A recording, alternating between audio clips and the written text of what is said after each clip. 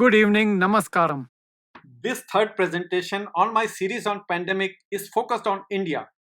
By the end of this presentation, you will have a clear idea of several questions including when and how the pandemic will end for India. Also, you will get to understand the impact of the eclipses in the month of June on the current situation in India and the neighborhood. All this and several other questions will be answered in this PowerPoint presentation. So let's get going straight away. The country of India is not only the second most populous country of the world, but also one of the most densely populated large countries of the world. The total population of the country at present is 1,379 million, which is second only to China.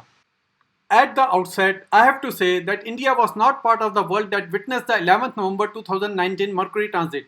However, India did witness some of the three eclipses that took place over China and leading up to the outbreak of epidemic which later on spread in the world and became a pandemic. The astrological case study of pandemic for India is quite interesting.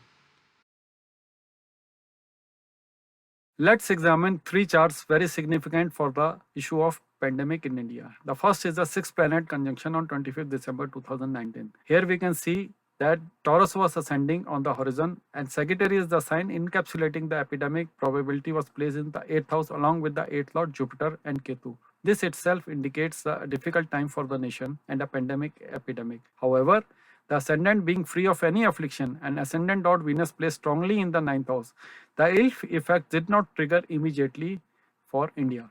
Next, we come to the chart of eclipse for 26 December 2019. Here, Aquarius was ascending in the nakshatra Satavisha ruled by Rahu. This, of course, indicated a situation like epidemic. Further, the new moon took place in the nakshatra Mula ruled by Ketu. Again, a strong indication for epidemic coming up. The sign Sagittarius holding the sixth planet conjunction is placed in the 11th house.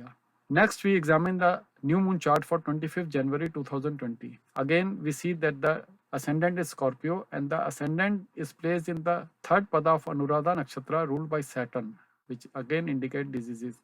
The new moon happened in the nakshatra Shravan ruled by moon. Again, moon signifies public matters. Rahu occupies the 8th house, which is again indicative of epidemic. First case was reported on 30th January 2020, but for the entire month of February 2020, there were only 3 cases in students who had returned to Kerala from Wuhan. Noteworthy thing about the epidemic in India is India was not witness to the Mercury transit. Spread of pandemic as such took some time to catch on in India. Significantly, India, however, was witness to 2 eclipses, the 17th July lunar eclipse and the 26th December 2019 solar eclipse, which are the foundation of the start of epidemic in China. As such, India needs to be careful about this pandemic and it can turn out to be a big issue the future days to come. Next, we examine the new moons for February and the new moon for March. As we can see, the chart for 23rd February 2020 has the ascendant Virgo. The ascendant is in the nakshatra Hasta ruled by Mercury, which indicates travel. The new moon took place in the Satavisha nakshatra ruled by Rahu, which is indicative of unknown diseases. Next, we discuss the chart for 24th March 2020. Here we can see The sign Cancer is ascending in the third pada of demonic nakshatra Ashlesha ruled by Mercury. The third pada of Ashlesha is ruled by Saturn. This is indicative of traveling, which will spread the diseases in India manifold. The new moon took place in the nakshatra Uttarabhadra ruled by Saturn. The 8th lord Saturn, which indicates deaths and epidemic, is placed in the 7th house aspecting the ascendant, which indicates further spread of disease and death in the public. As India was ushering in the new lunar year on 24th March 2020, the government was in serious deliberations in the wake of the rise in number of COVID-19 related cases to 536. At 8 p.m., Prime Minister of India announced a 21-day lockdown for the entire nation with effect from midnight, and 1.3 billion Indians were asked to stay indoors. Many international tabloids termed it as the most severe step taken anywhere in the war against the coronavirus. Please note the sun, signifying the Prime Minister and the government, is in the 9th house, which is in a strong position. By 10th of April, despite the lockdown, cases had crossed 6,000 and around 200 deaths due to COVID-19 took place in the country. Accordingly, the nationwide lockdown was extended from 14th April 2020 to 3rd May 2020. We discuss the chart for the new moon on 23rd April 2020. Here we can see that the ascendant is Taurus and it is in the nakshatra Rohini ruled by moon.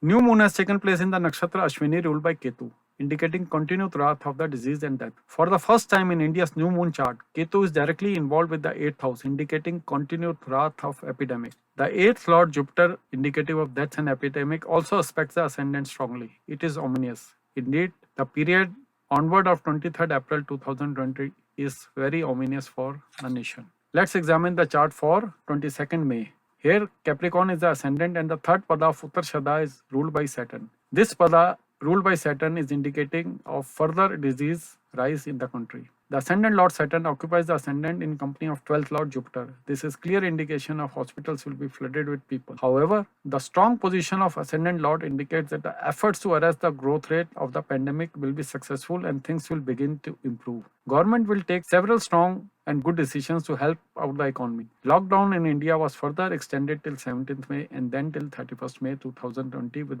gradual relaxation. Lockdown has been further extended till 30th June with some more relaxation. Now we are in the month of July. Before proceeding further in our analysis, let us have a global view of the pandemic at this point of time. As we know, the collective response of the government and the nation with respect to a crisis such as a pandemic is a very important factor that determines the final outcome. Let's see how was the response of the governments of some nations. In this table, the responses of the individual governments have been mapped alongside as per the indications in the astrological charts, some of which we have already discussed in the earlier presentations. As we know, Italy was the first country outside China to experience the rampage of COVID-19 pandemic. Italy received the first infection on 31st January 2020. However, the country was put under lockdown from 10th March onwards when the cases rose to 10,100. The charts do not indicate a very strong position for the government, and the result we know. Italy suffered a high rate of infection and also high rate of deaths. For UK, the situation was same. Strict restrictions were imposed in the country on 23rd March when the cases had risen to 6,600. Finally, the country suffered large scales of infection at the rate of 4,600 per million, and it also suffered very high death rates, about 645 per million. Coming to USA, again it is a classic case of slow pedaling and non-seriousness at various levels. In fact, there were strong differences to the approach between the CDC and the government both at federal level and the state level. The charts also showed the same. Result is the worst for the nation. As of now, the country has suffered almost 8,390 cases per million with a huge death rate of 395 per million. Brazil received the first infection a bit late in the month of February, but it failed to translate the learnings from other countries into prompt action. Lockdown was announced only on 7th May when the cases rose to as high as 135,000. And the result we know. Brazil suffers one of the highest rates of infection. It is about 6,835 per million. Singapore had a good control over the situation in the initial stages of the pandemic. However, there was some laxity and delays. When cases were more than 1100 for a small country like Singapore, stringent measures was placed on 3rd April 2020. Currently, Singapore has 7,540 cases per million of population. Taiwan imposed effective and early travel bans as soon as the first case was reported in January 2021. Consequently, the country is in a comfortable position with only 19 cases per million. The case of Greece we have already discussed in the presentation number 2. There were clear indications in the chart for a strong response from the government. The country was placed under strict lockdown from 22nd March when cases were only 660, and the result is visible to everyone. New Zealand had a bit late entry of COVID-19, but the response of the government is awesome. India, we have already seen that the government imposed an early lockdown on March 24 when cases were only 536. The same is corroborated by the strong position of government in the monthly lunar charts. In fact, it is coming out as a consistent factor in all the charts of India. Consequently, the nation of 1,370 million people, despite recent spurts in cases, is still in a controlled position. This is the chart which actually puts the impact of COVID-19 in the right perspective for various regions of the world battling the pandemic in a big way. As we can see, USA, which has about 4% of global population, has about 25% of cases of COVID-19. Similarly, Europe, with a global population percentage of 9.4, has about 24% of global COVID cases. South American countries, with a combined global population of about 5.6%, has nearly 21.3% of global COVID 19 cases. On the other hand, India, with a huge figure of 17.8% of global population, which is almost equal to the combined population of USA, Europe, and South America, has only about 5% of the global COVID 19 cases as of now. This is despite the fact that the first case of COVID 19 arrived in India in January 2020 itself, about the same time it arrived in Europe and USA. Early lockdown has certainly helped the nation so far. Let us see further how the nation is going to fare in the coming days. The month of June. 2020 is witness to two eclipses in a row. How does these eclipses affect the world in general? Let's examine. The first is the penumbral lunar eclipse of 5th June 2020 It was visible in parts of Europe, parts of Asia, Australia, Africa, Southeast South America, Pacific, Atlantic, Indian Ocean, and Antarctica. Unique feature of this eclipse is that the shadow of the path moves from major mass of China and Australia to India, Middle East, Europe, Africa, and South America. The next eclipse is the annular solar eclipse of 21st June 2020. It was visible in parts of Africa, Central African Republic, Middle East countries, Pakistan, and North India and China. Again, the unique feature of this eclipse is that the shadow path moves from Central Africa, Ethiopia to India and to China and then disappears into the Pacific Ocean. So we again see that for the eclipse on 5th June and the eclipse on 21st June, again China is either the starting point or the ending point. The general impact of eclipses for India is the continued suffering from pandemic. There could be tensions on the border. There are several issues relating to internal and external matters, natural calamities, earthquakes, etc. Similar effects will also be experienced by countries such as Pakistan, Nepal, Bangladesh, and China because they are also witness to this eclipse. Since these two eclipses are visible in India and India is going to a critical phase of pandemic, we need to examine these eclipses very closely. Let's discuss the chart for 6th June lunar eclipse, or rather it is 5th June lunar eclipse. Here the ascendant is Aquarius and the Lord Saturn is placed in the 12th house along with Jupiter. This is indicative of public in general suffering, diseases as well as economic plight. Eclipse takes place in the sign Scorpio, which is not good for India on many fronts. Several issues relating to internal and external matters will suddenly take center stage, aggravating an already difficult overall situation. Natural calamities, earthquakes, etc. may also be triggered. Next is the solar eclipse for 21st June.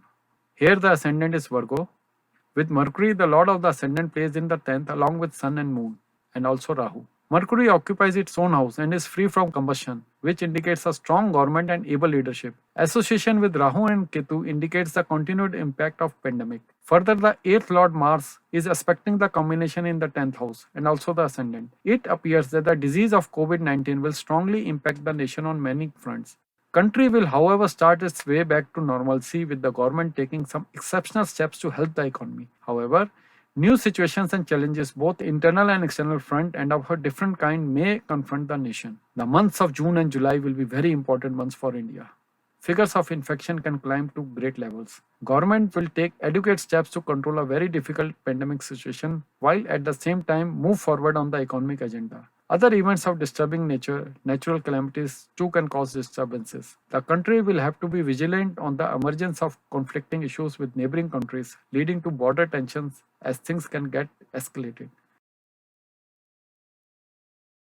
As we look through the new moon charts for India from the month of July to November 2020, following can be roughly understood, although the month charts at times give slightly different scenarios in different months as far as pandemic COVID-19 is concerned. July-August onward, pandemic impact starts slowing down, although there can be fluctuating infection rates in several months. India will be around 1 million mark by July end. Nevertheless, death rate and fatality percentage will reduce and recovery rate will improve. By September, pandemic will have slowed down. On economic front, there will be substantial improvement in various sectors. Food grains output will improve. Regarding border issues, focus on military and procurements will continue. July can have an unexpected turn of events leading up to a flare-up. Support of allies and international community will be there with India. country will strongly position itself to thwart any ill design by any country and it will emerge stronger in the end. Coming to the end of the presentation, here are the answers to the 4 most important questions on the mind of everyone with regards to India.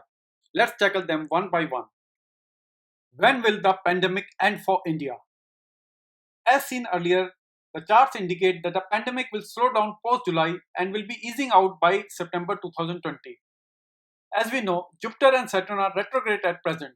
Both will be direct by September 2020. This will be a positive thing for the entire world and also for India. COVID-19 as such is seen filtering down by the month of September 2020. When we say filter down, it means it will be on a slow burner till some more months. Cases will be less and sporadic in nature. New places may have new cases, however, the earlier infected regions will improve substantially. As such, by December 2020, the pandemic will be on its way out. Total figures of cases may be high in India, but high recovery rate, low death rate, and fatality percentage will cushion the impact of the pandemic to a large extent. New treatments and vaccine introduction will support the fight against COVID-19. Possibility of an outbreak of other kind of diseases exists post-monsoon. The world in general has to be on guard against any new form of virus which can start another round of epidemic in any part of the world. How will border tensions play out for India? There is indeed threat-like situation on the borders at present. The chart of the 2 eclipses in June did indicate a strong possibility of a serious confrontation on the borders. The 15th June violent clash between the 2 countries took place after more than 50 years, and this happened between the 2 June eclipses. This fact actually crystallizes the impact of the 2 eclipses. Situation can again take a turn from July 2020 onwards. The months of September to November, December are the months to be cautious. However, in any situation, the country will finally come out stronger. There will be adequate support from allies and other countries of the world. In fact, this support can take a different shape altogether in the coming days. The international support can suitably be leveraged to ward off any serious challenge. Actually, this can effectively stop any worsening of the situation despite all that is happening. And ultimately, this will be to the benefit of India. The next important question is whether there is a possibility of natural calamities in near future. Well, the 2 eclipses charts do indicate possibilities of natural calamities, cyclones, floods, etc. However, the possibility of significant seismic events cannot be ruled out. This is especially true between the months of September to December. The northern and western India is slightly more susceptible to the same. On economic front, India will slowly and gradually bounce back strongly. There will be increased agricultural and industrial outputs. New industries will get a fillip. Government will take several strong steps to help the economy. Manufacturing industries will pick up steam in the coming years. India has a strong future in the long run, despite having a lot of immediate problems and setbacks of various kinds. India's prestige and role on the global stage will increase, bringing rich dividends for the nation. This is also evident from the independence chart of India. Well guys, here we come to the end of this presentation. Do not forget to subscribe to the channel and press the bell button for future notifications. My next presentation will focus on the continent of America, both South and North America. It will also sum up the situation for the world as a whole as far as pandemic COVID-19 is concerned. Thank you. Namaskaram.